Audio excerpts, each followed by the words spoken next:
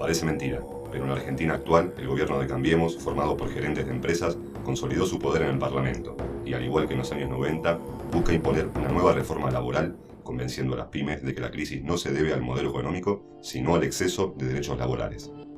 Si bien durante la década pasada la sociedad argentina logró expandir importantes derechos ciudadanos, aunque parezca mentira, el Estado mantuvo intacta la anacrónica prohibición sobre los trabajadores de poder organizar sus gremios de manera democrática, dejándolos a merced de una dirigencia que hoy carece de legitimidad para representarlos. Bienvenidos a Parece Mentira, un programa de franco debate político, abierto y sin caretas, hecho a pulmón y de manera colectiva, inspirado por una necesidad vital, la de no poder aceptar que la realidad actual sea la única verdad posible. Nuestro programa de hoy, la reforma laboral del macrismo. Hola a todas y todos, bienvenidos nuevamente a nuestro cuarto encuentro de Parece Mentira, un programa de franco debate político. Nos encontramos nuevamente en el estudio Sepia de la Facultad de Ciencias Sociales, en esta oportunidad para discutir sobre la reforma laboral que viene impulsando el gobierno de Cambiemos junto a las principales entidades empresariales del país. Y para eso contamos en esta oportunidad con la presencia de 4 especialistas en el análisis de las relaciones laborales en Argentina. Julia Estrada, politóloga, miembro del Centro de Economía Política Argentina y columnista de C5N. Muchas gracias por venir. Muchas gracias. Y además tenemos 3 investigadoras del Centro de Estudios e Investigaciones Laborales del CONICET. Paula Lenguita, socióloga y miembro de Científicos Universitarios Autoconvocados. Muchísimas gracias por venir. Y Anina Arari, socióloga y militante de Razón y Revolución. Muchas gracias por venir. Y Paula Varela, politóloga, integrante de la revista Ideas de Izquierda y militante del PTS. Muchísimas gracias a las 4 por venir. Comenzamos entonces nuestro tema de hoy. Si les parece bien, entonces empezamos con una ronda inicial de 1 minuto para que cada una pueda presentar su tema o su posición general en el debate de manera sintética. Tanto el gobierno de Macri como la cúpula empresarial hablan de una reforma más gradual que la de Brasil y que incluso que lo que sucedió en los 90 en Argentina. Sin embargo, usan el mismo argumento, por lo menos en manera superficial. Es decir, prometen liberar a las empresas de las trabas burocráticas, del ahogo financiero a las empresas de cualquier tipo de tamaño, para de esa manera generar crecimiento y empleo. Es el discurso que ya conocemos en general en este país. En 1 minuto, ¿qué buscan en realidad? ¿Qué creen ustedes que buscan en realidad con esta reforma laboral?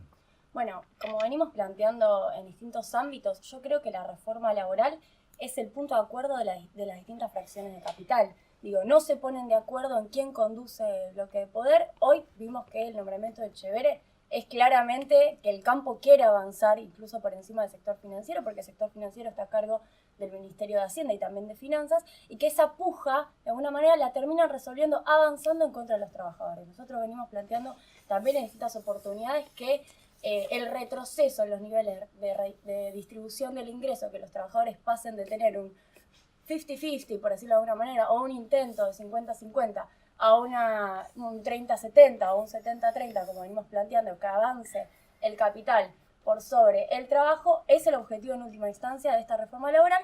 Y la reforma laboral lo que hace es hacer que todos los actores se pongan de acuerdo. También hay algo muy interesante. Ayer el presidente Mauricio Macri decía, todos tenemos que ceder algo, todos tenemos que aportar un poco. Lo decía también Paolo Roca en el coloquio de IDEA, lo decía Marcos Galperín al frente de Mercado Libre, también en el coloquio de IDEA, lo dijo incluso Antonio Caló. Dijo, está claro que todos algo tenemos que poner. Y la pregunta que nos hacemos es, ¿qué ponen los sectores del capital? ¿No? ¿Cuáles son los aportes que hacen los sectores financieros, que han sido ganadores de las LEVAC, los sectores del agro, que han sido ganadores de la quita de retenciones, que han sido ganadores de la devaluación de diciembre de 2015. Bueno, me parece que esta reforma laboral tapa esas transferencias y nos lleva a discutir solamente qué ponen los trabajadores. Muchísimas gracias. Paula. Sí, vos hablas de gradualidad. Yo tengo mis dudas. En realidad creo que son eufemismos para dejar de hablar del pasado. Creo que cuando se habla de reforma, inmediatamente cualquier persona de nuestra edad remite a los conflictos pasados, en la crisis del 2001 y en los 90, con lo cual en realidad se ensayan discursos para tapar ese fantasma de la flexibilización del pasado. Pero estamos hablando también de una flexibilización, pero no lo decimos nosotros. En realidad son condiciones que impone el Fondo Monetario Internacional para la gestión de este gobierno y para el préstamo que este gobierno va a seguir manteniendo hacia adelante. Lo que yo quiero poner también, porque sabía que Juli iba a señalar las cuestiones más técnicas, yo quiero poner sobre la mesa cuál es la resistencia, cuáles son las alternativas a este diseño que de alguna manera, como sí decía Juli, y yo comparto, necesita de ciertos consensos y de ciertos acuerdos. Esta es la mesa que se nos presenta, este es el escenario en el cual el macrismo quiere instalar un proceso de flexibilización. Bueno, pensemos también en la oposición a este proceso, ¿no? Muchísimas gracias. Y Anina. ¿Qué tal? Bueno, me parece que es importante pensar un proceso en qué tendencia se enmarca esta reforma que quiere hacer Macri, ¿sí?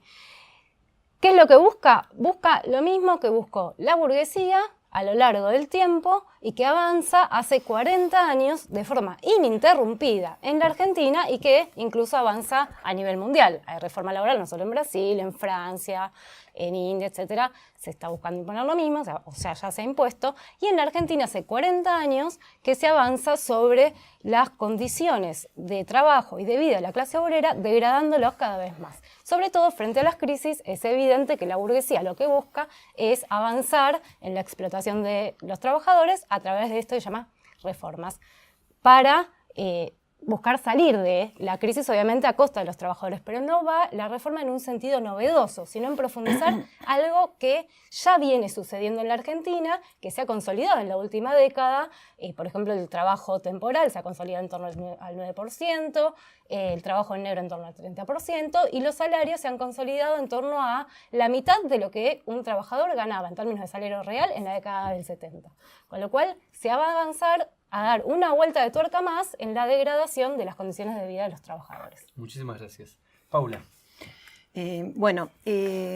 Retomando un poco lo que decía Julia, yo creo que hay una cosa interesante en la frase de Macri de que cada uno ceda un poco. Si uno mira la legislación reciente, hay dos medidas claras en favor de los empresarios, que una es el blanqueo de capital, claramente, la otra es la modificación de retenciones. En ese sentido, esas son medidas inmediatas que impactan favorablemente en el sector empresario. Ahora, cuando vamos a ver el sector de la clase trabajadora, lo que vemos acá, me parece, es un intento de transferir a ellos los costos que tienen las reformas que tienen que hacer. A mí me parece que uno debería centralizar este intento de reforma en tres núcleos. Uno es la reducción de los aportes patronales en relación a los trabajadores, reducción que a su vez beneficia también a los propios empresarios. Lo segundo es el famoso ataque a la industria del juicio, es decir, quitar derechos a los trabajadores para que puedan reclamar en el caso de abusos patronales que son permanentes. Y el tercero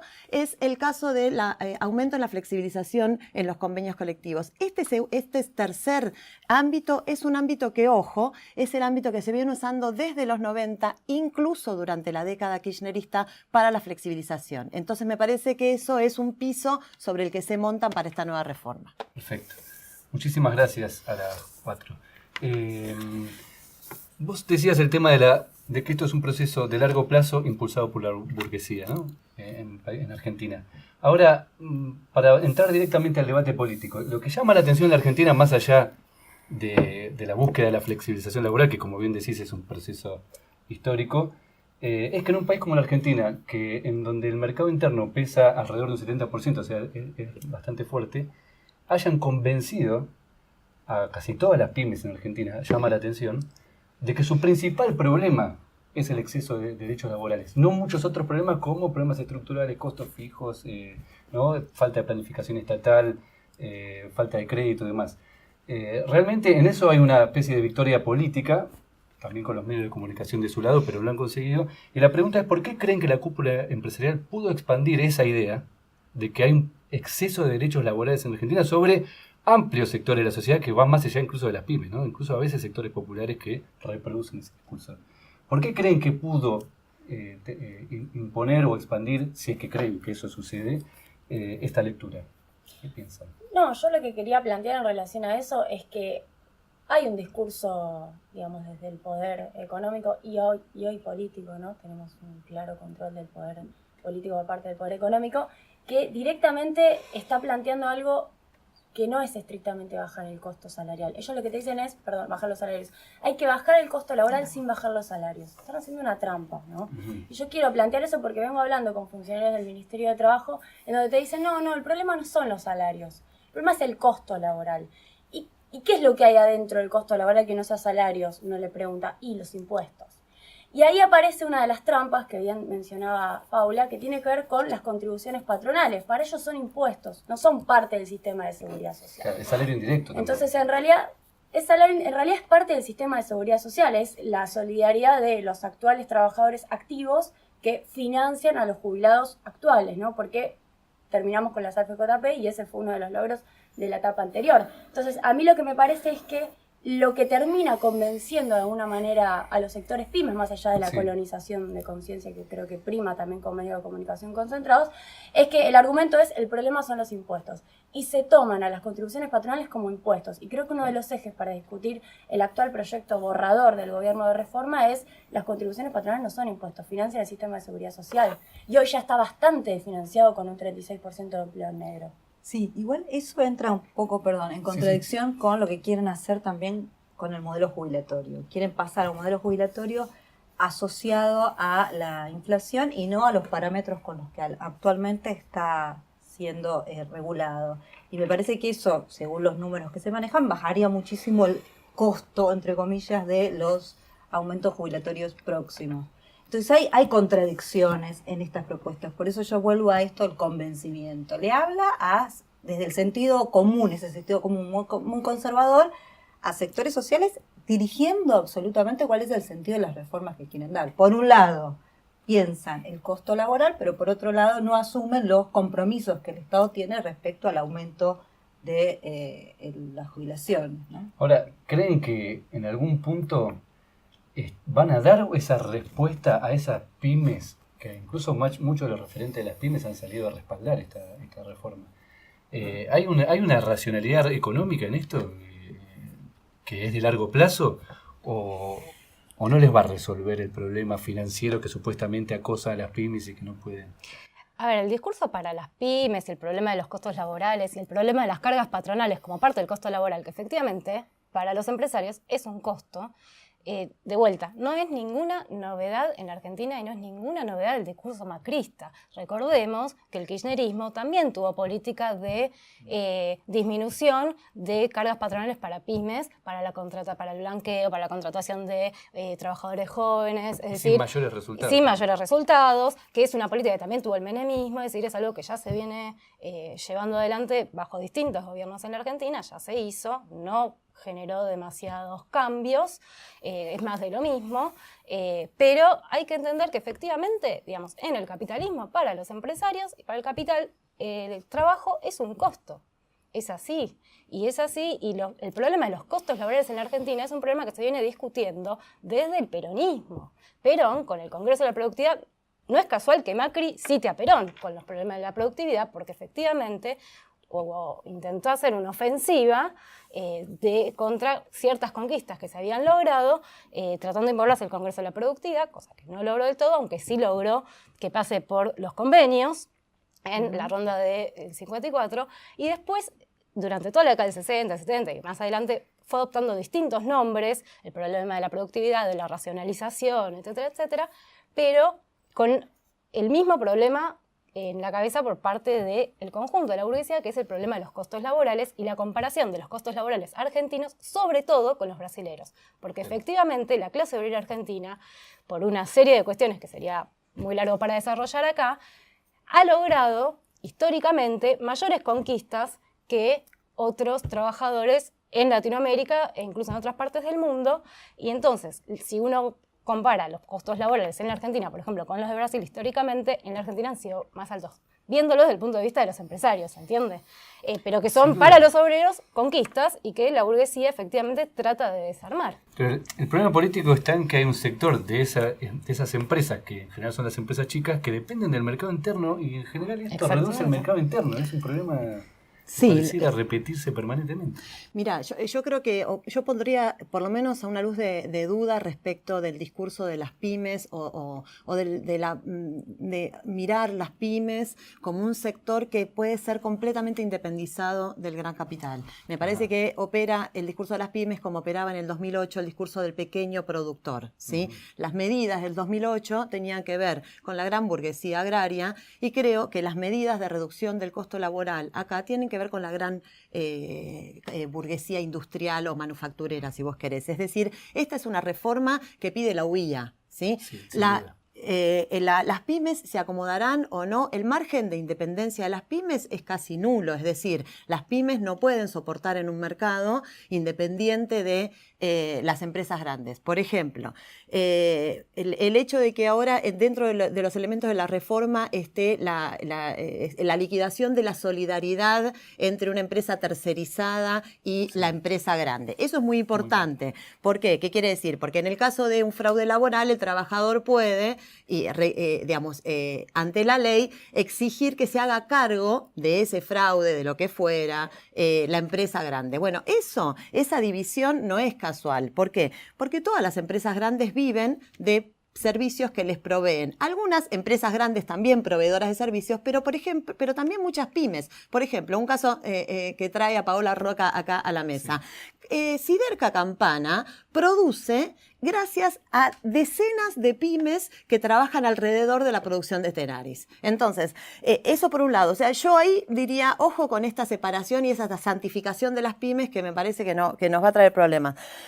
Lo segundo que me parece, creo que está bien lo que plantea Julia de decir, ojo que acá no se está planteando un problema de salario, sino de costo laboral. Y ahí sí, para polemizar un poco, creo que justamente no se plantea un problema de salario porque el salario real en Argentina es muy bajo. Es decir, el salario real en Argentina es un salario que recién, hacia fines del kirchnerismo, recuperó los niveles previos a la crisis del 2001, que eran los niveles más bajos del salario histórico en Argentina. En términos comparativos con la propia Argentina. En términos comparativos con la propia Argentina. Eso indica, como por ejemplo hay un estudio de Eduardo Basualdo que es muy buen en eso, porque habiendo habido aumento del salario real durante el kirchnerismo, sin embargo, se está en niveles de la década del 90 y no hay una distribución del ingreso de tipo 50-50. Entonces, me parece que el hecho de que el salario no esté puesto sobre la mesa es porque el salario en Argentina es bajísimo en relación a su propia historia. Y el kirchnerismo lo dejó muy bajo.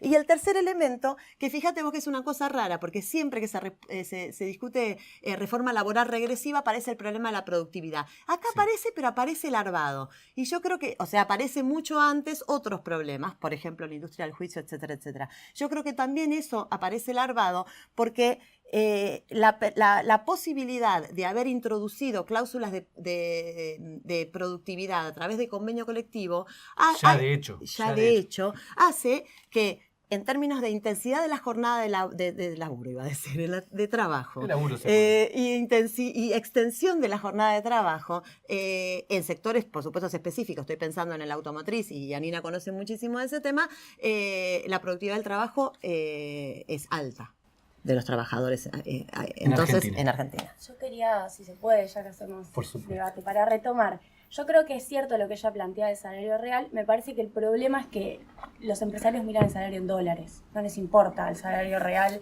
Digo, ¿cuánto llenás el changuito? Les importa muy poco. No las pymes. Lo que comparan, claro, pero digo, sí para esta reforma es claramente un discurso mentiroso. Solamente nos interesa bajar los impuestos. También queremos bajar todavía más el salario real. Ahora, lo que es interesante es que Argentina tiene un proceso inflacionario bastante distinto y bastante más agresivo, lamentablemente, que otros países como Brasil, y que eso está atravesado por el tipo de cambio, con lo cual el argumento empresarial es $500 más o menos el costo laboral argentino contra $200 el costo laboral brasileño. Y contra eso, la verdad, es que no hay mucho argumento más que, y sí, mejor que tengamos un costo laboral más alto porque tenemos más nivel de vida. Pero lo que quieren bajar es el costo laboral en dólares. Ahora, en relación a las reformas, a mí me parece importante poder aclarar cuál es la reducción de aportes patronales que está en el proyecto en este momento. Es una reducción horizontal. Hoy lo consulté con la autoridad del Ministerio de Trabajo y no es que es para las nuevas contrataciones, con lo cual no es un blanqueo, porque vos haces un blanqueo si le reducís los aportes patronales para los nuevos trabajadores que vayas a contratar, no al conjunto, a los que ya están contratados. Primero que es horizontal. Va de 27% que soy la contribución patronal sobre el salario básico a 21% para los servicios, en 2018, a 17%, todavía más bajo para el resto de la economía, por ejemplo, para la industria. Dicen que es para promover las actividades productivas. Y ahora, una cosa más. Esto significaría, según nuestros cálculos, 103.000 millones de pesos solamente de agujero fiscal para 2018. Es una cifra enorme, muy similar a lo que en teoría quieren reducir de jubilaciones, que claramente si reducen 100.000 millones, pero le devuelven 100.000 millones a los patrones, es una transferencia de los jubilados a los patrones. Pero quiero decir una cosa más. El antecedente, el único antecedente de reforma horizontal hacia todos es Cavallo. No hubo en el gobierno anterior un antecedente así. Lo que sí existió es la ley 26940, que es la que ahora están derogando, que es la ley para micropymes, donde se redujeron los aportes patronales solamente para empresas de entre 10 a menos trabajadores, de 10 a 0, de 10 a 5 y de 5 a 0, y para nuevos trabajadores. E incluso se negoció que las ART también las pagaran más baratas. No hubo reducción de aportes patronales para empresas de más de 10 trabajadores. Con lo cual, no solo no es horizontal, sino que además tampoco es hacia atrás, digo, es solamente para la nueva contratación. Y lo de Cavallo lo que tuvo es que fue una reforma del 33 al 27, hoy bajaríamos del 27, repito, al 21. Aportes patronales. Aportes patronales Que del son 33 aportes al 27. de obra social y Básicamente es aporte jubilatorio al sistema de jubilaciones y pensiones, la porción más grande. La segunda porción es obras sociales y, bueno, fundamentalmente es eso. Después tenés seguros de vida. Aportes jubilatorios que no son reemplazados con otros aportes. Que no son reemplazados y que son aportes del sistema de seguridad social. Claro. Eso hay que decirlo de esta manera. No son impuestos. No es el impuesto que uno paga, no es el IVA. Claro. Es el aporte que sostiene el sistema de seguridad social y que financia hoy los actuales trabajadores activos a los actuales jubilados. Y el antecedente más concreto es Cavallo. Y Cavallo dijo, la forma de generar empleo en blanco, la forma de blanquear, porque este proyecto se llama blanqueo laboral, no casualmente. La forma de blanquear es si bajamos las contribuciones patronales porque así vamos a generar empleo en blanco. Eso fue en 1994. En el 2001 la informalidad superó el 50%. En el 2004 la informalidad era el 53,5%. O sea, claramente no funcionó para bajar la informalidad. Incluso más, en el 94 la desocupación llegó al nivel más alto de la Argentina, 19,4%, prácticamente 20%. Está comprobado, digo, los argentinos tenemos evidencia histórica, no hay que ir a otro país para mostrar que la reducción de aportes patronales no sirve ni para generar empleo ni para blanquear trabajadores. Hay algo más, se va a subsidiar los aportes, sobre todo las pymes, a los sueldos hasta 10.000 pesos, o sea, es evidente que eso es gente que está por fuera de convenio, en negro y demás, eso se va a subsidiar, con lo cual va a ser un subsidio para... El Tesoro lo hace eso.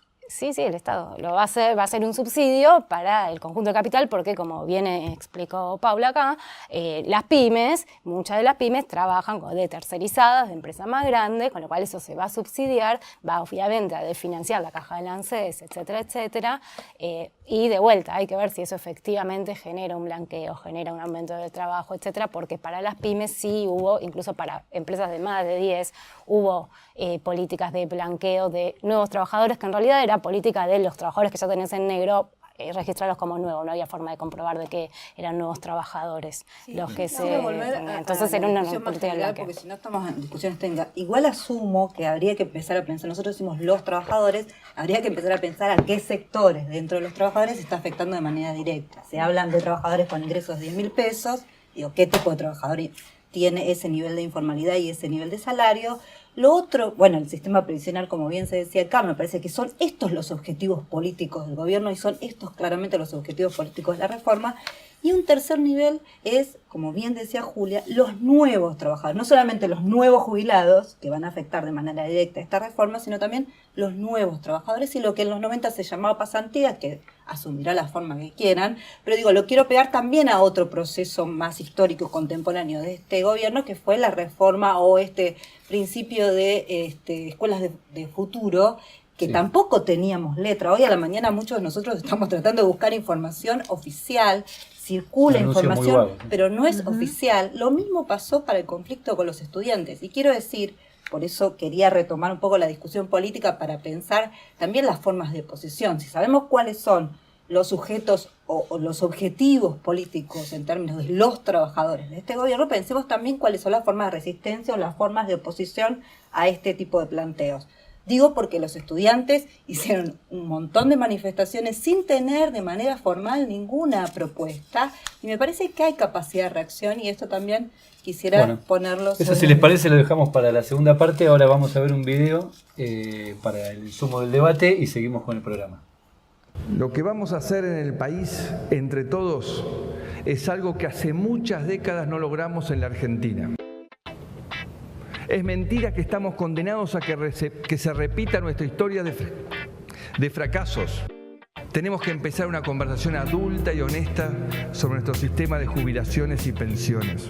En los próximos días vamos a presentar algunas iniciativas que venimos conversando con los representantes del trabajo, orientadas a la formalización del trabajo no declarado, a mejorar la capacitación, a crear nuevas formas de contratación para trabajadores que dan trabajo.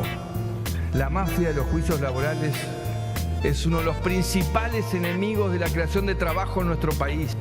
Queremos dejar atrás un Estado complicado, lento, burocrático.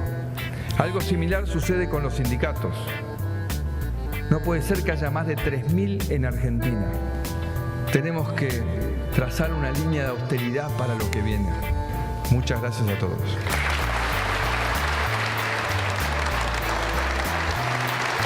Seguimos entonces en el debate de Parece Mentira. A la luz de la experiencia histórica y de las características tan particulares que tiene la estructura sindical argentina, estudiadas por muchos investigadores intelectuales de todo el mundo, y de la estructura, sobre todo de la representación gremial que tiene la Argentina, la pregunta es si creen que este proyecto, como dijo Julia, de reforma, que es un proyecto, un borrador de reforma laboral, que se viene anunciando, ¿creen que se puede frenar? ¿Hay condiciones para resistirse a esta reforma? ¿Bajo qué condiciones? 15 minutos de libre debate sobre este tema. Sí, yo como soy la más optimista, puedo decir, de la mesa, yo creo que hay que mirar en el mediano plazo. Nosotros tuvimos una capacidad, digo nosotros como todas las organizaciones que estuvieron en la calle en el 2016 y a principios de este año, enorme. No sé... los números, cómo podemos medir ese nivel de conflictividad, pero realmente hubo enormes manifestaciones en este país, mirá, por todo el mundo, por los propios brasileños, por los propios franceses que también están en este proceso de reforma. Digo, esta es la condición que tiene la Argentina y en la que cuál parte esa oposición a este tipo de instrumentos de transformación del Estado. En principio deberíamos esperar que los dirigentes sindicales, ¿no?, sean más responsables de esa maniobra. Si uno piensa esta tregua que le da la CGT al gobierno, se rompe muy, muy tempranamente a 4 meses de la gestión macrista, con una manifestación donde la CGT es parte, digamos, de las 5 centrales en ese momento participando, y se vuelve a quebrar en la huelga esta que tanto se reclamaba desde las manifestaciones anteriores, la huelga general. Ahora volvemos a un principio de tregua. Veremos finalmente quiénes son los sectores opositores dentro del sindicalismo que inician nuevamente la resistencia, ¿no? Bien, yo creo que hoy en día en el sindicalismo uno puede ver que hay claramente 3 sectores. Sector de la CGT, que tiene efectivamente un acuerdo político con el macrismo, pero un acuerdo no solamente coyuntural, es decir, ahora por la reforma, sino un poco más profundo, es decir, ellos creen que la política macrista puede generar más empleo, pero sobre todo darle más base de afiliación con el tema del blanqueo. Por ejemplo, ¿por qué Gerardo Martínez está con el gobierno? Bueno, porque todo el plan de obras públicas genera trabajo para su gremio, etcétera, etcétera. Digamos, hay un acuerdo político con el macrismo, por lo tanto, difícil que vayan a hacer algo, efectivamente ya lo dijeron. Hay otro sector más ligado con el kirchnerismo, sobre todo digamos, todo el mundo del empleo estatal, la CTA, etcétera, que tampoco ha dado grandes muestras de dar batallas. De hecho, el convenio estatal pasó sin pena ni gloria y es un convenio flexibilizador, porque más que nada están ilusionados en la vuelta de Cristina y que esa sería la solución, y entonces apuestan más a eso. Y otro sector minoritario, más ligado a la izquierda, sobre todo con el FIT, que sí es antiburocrático y sí lucha, pero tiene el problema de que está muy atomizado y muy fragmentado, ¿sí?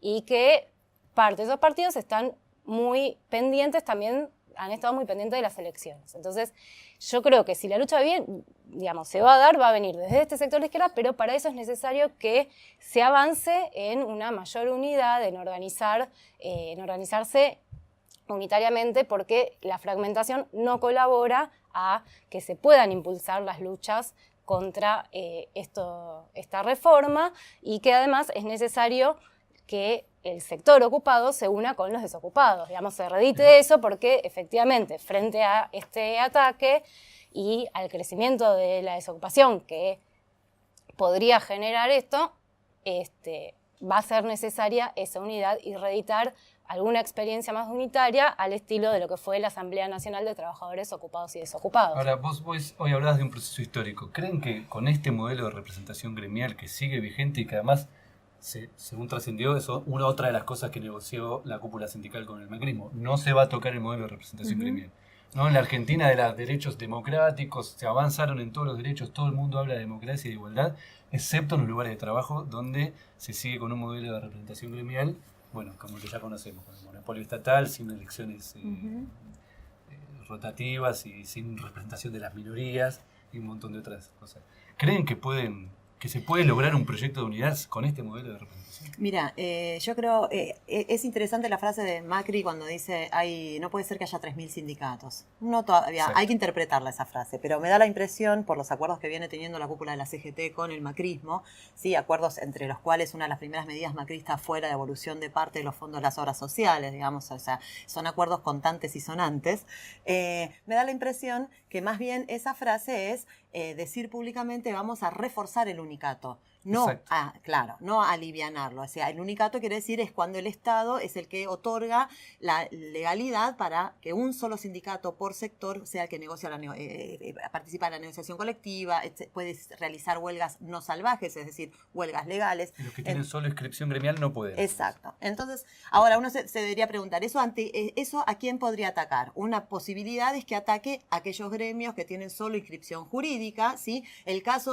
Un caso que podría ser un antecedente de eso es el caso del subte. El subte históricamente, lo que se llamó el cuerpo de delegados del subterráneo, batalló contra la UTA en un momento de su propio proceso, siendo que dirige hace muchos años el propio sector, decide irse de la UTA y formar un sindicato. Fíjate vos una cosa interesante, el kirchnerismo no le dio nunca la personería gremial al subte, tomada nunca se la dio, como no se la dio al reclamo histórico de la CTA, sino que fue una medida de diciembre de 2015, ya habiendo perdido a las elecciones, que sale la personería gremial. Eso vuelve para atrás y hoy la GTCIP, que es el nombre del gremio, perdió. Entonces ese podría ser un sector atacado. Y yo creo que otro sector atacado pueden ser las comisiones internas, es decir, sacar atribuciones a las comisiones internas, porque fíjate vos que en el proceso de lo que se llamó revitalización sindical o recomposición sindical de los últimos años, es un proceso que va en paralelo, un proceso que fortalece las cúpulas sindicales a través de convenios colectivos, etcétera, etcétera, pero donde surgió una oposición o un sindicalismo de base, lo hemos llamado,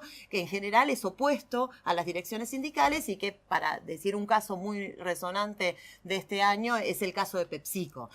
Entonces, me parece que ahí es también una idea de, mirad, voy a reforzar la cúpula para poder pegar en las bases de un proceso de recomposición que fue muy importante y que tiene un sector opositor que es importante, pero que ¿qué debilidad tiene? Y efectivamente que está en distintos lugares de trabajo, pero no necesariamente todavía coordinado. Y creo que efectivamente tiene que ir a una coordinación. Pensemos que puede haber una reforma en este sentido. Vos decías, en estas condiciones de representación, pensemos que puede haber una reforma de las condiciones de representación, aún las que tenemos que no nos alcanza.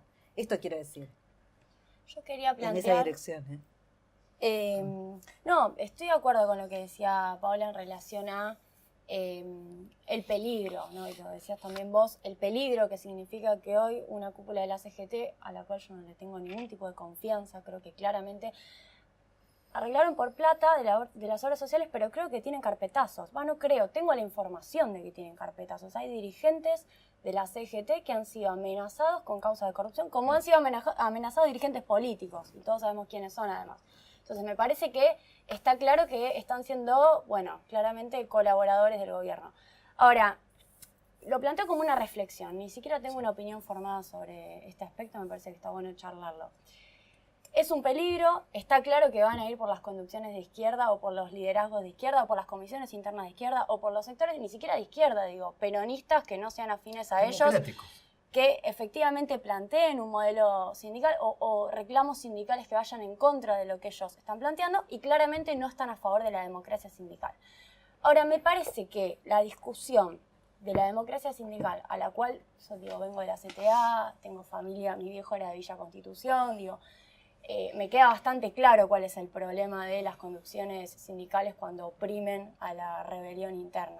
Ahora, una cosa es la democracia sindical y otra cosa es, yo miro Brasil y la verdad que me asusto. Miro 16.000 sindicatos, varios sindicatos por rama, sin posibilidad de unirse, con la patronal negociando paralelamente con varios sindicatos distintas condiciones. La verdad, libertinaje total. Veo lo mismo en el caso de Chile. Y la verdad es que yo no quiero eso. Yo no quiero tener 1.500 sindicatos por rama. Que hay un riesgo, pero lo planteo como una reflexión, que hay un peligro, que hay una clara connivencia entre la cúpula sindical acordando con el gobierno y encima no siendo democrática, está claro. Ahora, me parece que discutir la democracia sindical no sé si nos tiene que llevar a la multiplicación de los sindicatos, porque me parece que terminaríamos en un problema todavía mayor. La preocupación está clara porque es notable que en la Argentina, creo que fue en el 83, con la ley Mucci, fue la única vez que hubo un debate público sobre el modelo de representación sindical, de representación, obviamente rechazado por el PJ, rechazado por la cúpula sindical, también por la izquierda, y nunca más en ninguno de los periodos, ni en la constituyente, se volvió a mencionar el tema. O sea que, y en general, cuando apenas emergía algún tipo de debate, porque la CTA en general lo que planteaba era libertad sindical, ¿no? El reconocimiento a su central.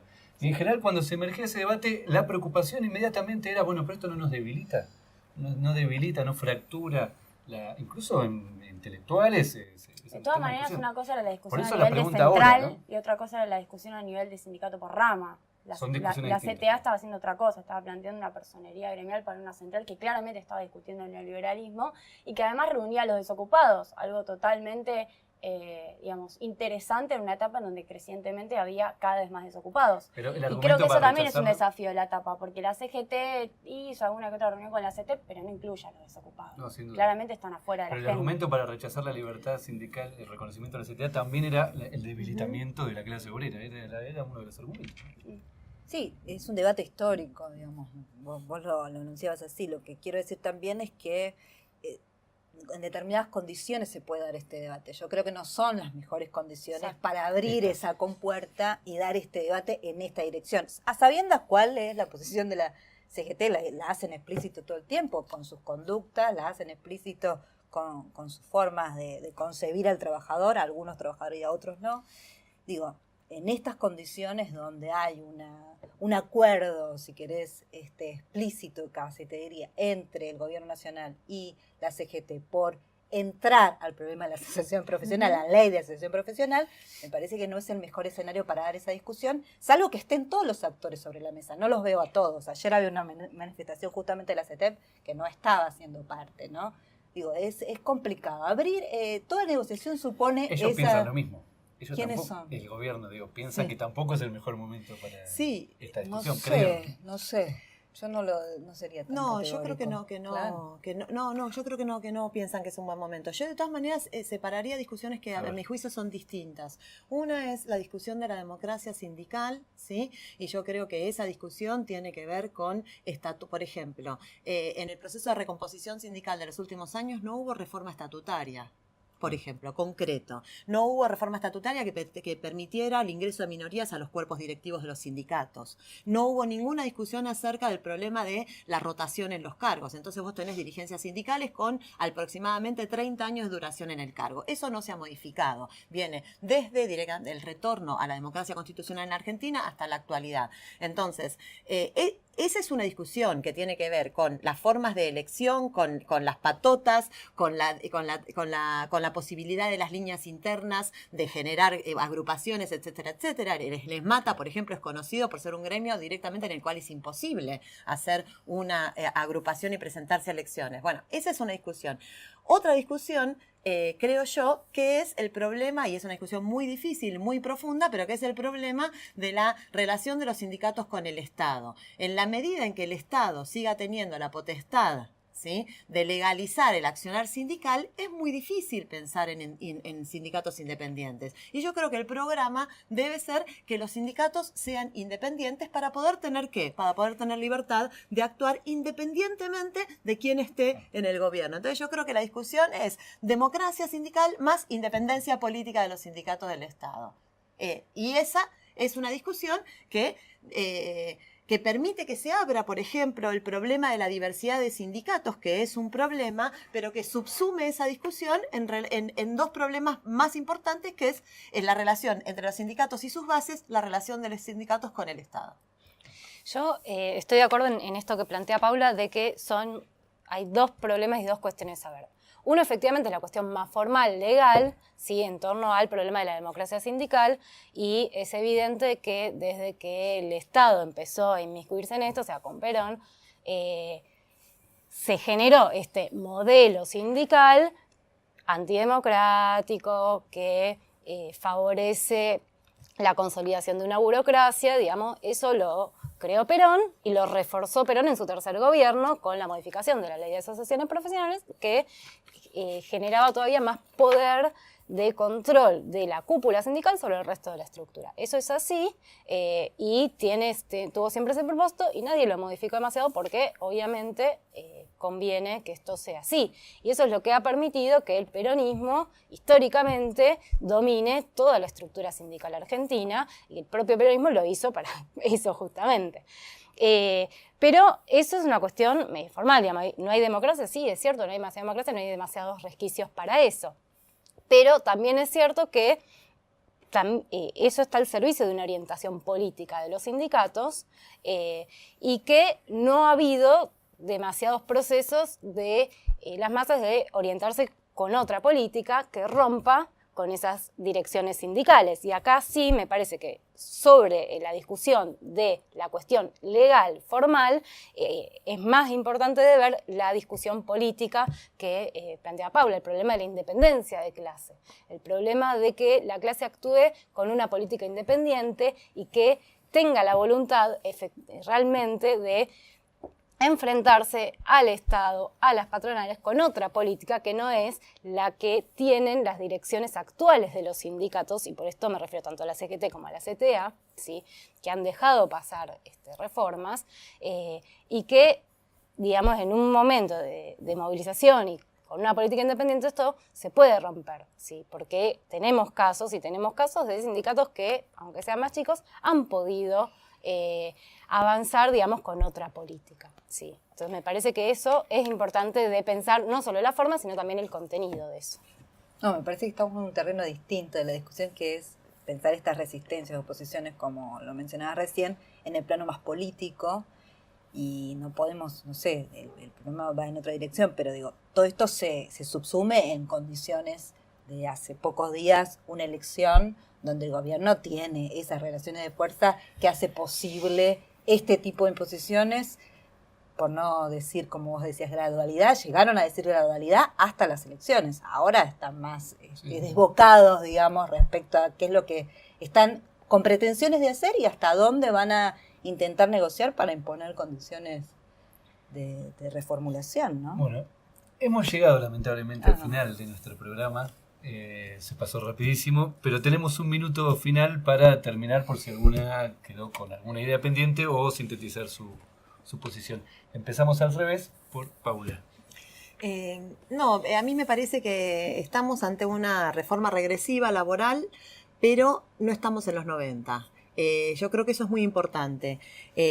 La reforma de los 90 llega con una clase obrera muy castigada, golpeada con las privatizaciones, golpeada con despidos masivos en los servicios públicos privatizados, golpeada con una tasa de desocupación insólita para la Argentina de la década del 90. Nosotros no llegamos así a esta reforma laboral. Llegamos con una clase obrera que viene en los últimos años haciendo una experiencia de ejercicio de lucha que me parece a mí, y es lo que yo estudio e investigo, los fenómenos más interesantes de esa experiencia son exactamente aquellos que se oponen a las cúpulas sindicales, que son más bien un rasgo de continuidad con los 90 que de ruptura.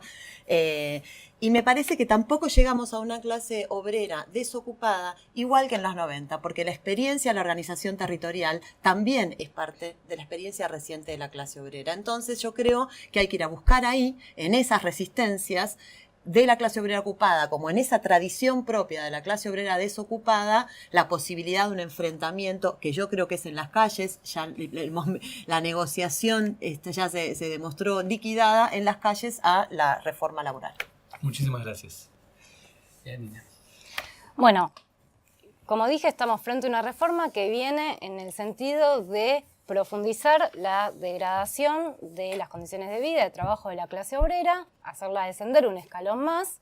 Esto se ha hecho históricamente con las mismas direcciones sindicales, peronistas de distinto pelaje, pero que básicamente incluso hasta personalmente son los mismos que se han mantenido en las cúpulas, y que no va a venir de ellos, evidentemente, ponerle un freno al gobierno, digamos, más bien a la burguesía en general, sino que tiene que venir de los sectores que tienen otro programa político, un programa de independencia de clase, un programa revolucionario, que es la única forma de efectivamente poner un freno, organizarse por otra sociedad, organizarse para no seguir viviendo en una sociedad en donde la única forma de salir de una crisis económica es que los trabajadores degraden sus condiciones de vida, sus condiciones de trabajo, que es lo que ha pasado históricamente en la Argentina y en todo el mundo.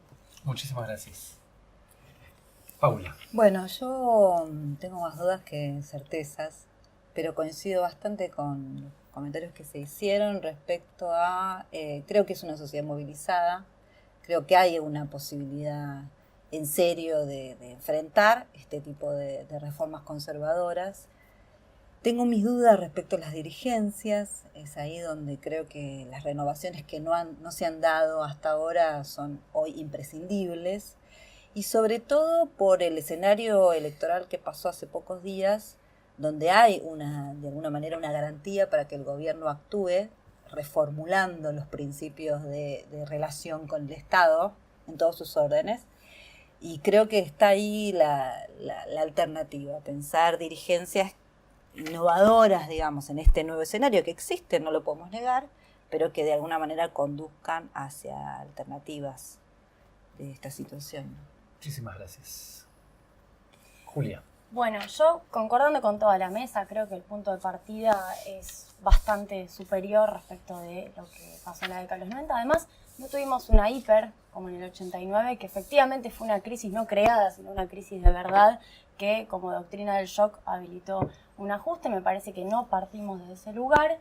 De todas maneras, y además reforzando este razonamiento, también creo que la clase política está en otra situación, más allá de muchísimas decepciones que hemos tenido en este último tiempo. Eduardo Basualdo hablaba del transformismo en la década del 90, de cómo muchos dirigentes fueron comprados por el poder, para decirlo de una forma, entonces no necesitaron los dueños del poder asumir el control político, sino que compraron a un sector del peronismo, no todo el peronismo, a un sector del peronismo para que hiciera las veces de títere y manejara. Hoy me parece que por suerte estamos en otra situación. Hay que ver qué es lo que va a pasar, ¿no? Me estoy refiriendo estrictamente a Cristina Kirchner, al kirchnerismo, estoy hablando de un 40% en la provincia de Buenos Aires. Me parece que eso no es una elección nacional, pero claramente hay un reservorio ahí. Y hay un sector del peronismo que no se vendió. Y me parece que eso es mucho, es mucho. Y creo que hay un sector de la izquierda que también ocupa un lugar muy importante y lo va a ocupar también en el Congreso, que tampoco se vendió. Y esa estructura política, ese mapa político no lo teníamos en los 90. Estábamos muchísimo más marginados. Me parece que eso abre una cierta luz para la disputa respecto a la dirigencia sindical. Tampoco confiaría en la cúpula, pero hay dirigencias intermedias que están muy enojadas con la cúpula y habría que ver cómo se construye la movilización desde esos lugares. Bueno, muchísimas gracias a las 4 por venir. Hemos llegado al final de nuestro cuarto programa ya. Pueden seguir y comentar y compartir el programa a través de Facebook, Twitter y demás redes sociales.